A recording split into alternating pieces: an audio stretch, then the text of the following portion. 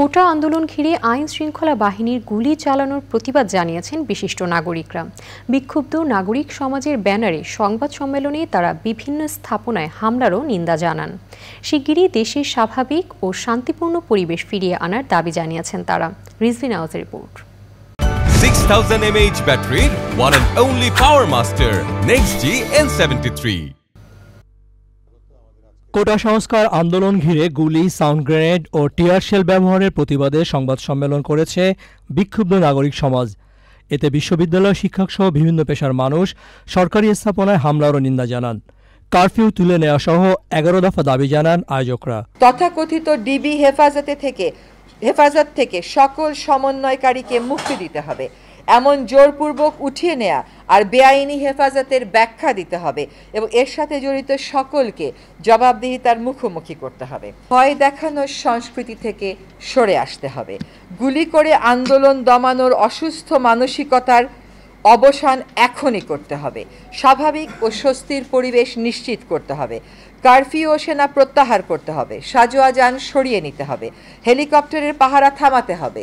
Block Raid, গণগ্রেফতার, ছাত্র অভিভাবক হয়রানি বন্ধ করতে হবে। আমরা স্বাধীন দেশে মুক্ত পরিবেশে বসবাস করব, কোনো বদ্ধ নিয়ন্ত্রিত আতঙ্কের পরিবেশে আর নয়। মানুষ সরকারের উপর আস্থা হারিয়ে ফেলেছে বলে মন্তব্য করেছে নাগরিক সমাজ। যে প্রতিটি মিথ্যাচার জনগণ ধরে ফেলেছে, প্রতিটি মিথ্যা কথা আমরা অবিশ্বাস করছি। সামান্য পরিমাণ আস্থা এখন আর কারো নাই। সরকারি মাধ্যম থেকে যা কিছু বলা হচ্ছে তার প্রতি কোনো আস্থা মানুষের মধ্যে দেখা যাচ্ছে না। তার কারণ সবকিছুর একটা সীমা থাকে, সেই সীমা কিন্তু পার করা হয়ে গেছে। এই সরকার কি বাংলাদেশের তরুণ, বাংলাদেশের ছাত্রদের বিরুদ্ধে যুদ্ধ ঘোষণা করেছে? এটা কি কোনো অধিকৃত ভূমি? এটা কি গাজা স্ট্রিপ? এটা কি কাশ্মীর? এই দেশে যে পুলিশের ইউনিফর্ম পরা লোক দেখি, এরা কি ভিনদেশি বাহিনী? এরা কি আমাদের ট্যাক্সের বিনিময়ে চলে না? এরা কি আমাদের অর্থে লালিত না? এই অস্ত্র কি আমাদের অর্থে কেনা না?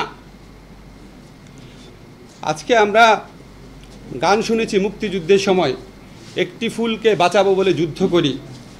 আজকে 6টা বাচ্চার ছবি যখন, শিশু বাচ্চার ছবি যখন বিভিন্ন জায়গায় ফেসবুকে দেওয়া হয়, 6টা ফুল ঝরে গেছে।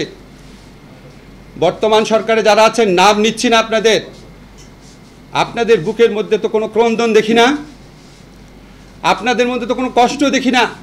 সারাক্ষণ স্থাপনার জন্য কষ্ট। এটা তো আমাদের টাকায় করা।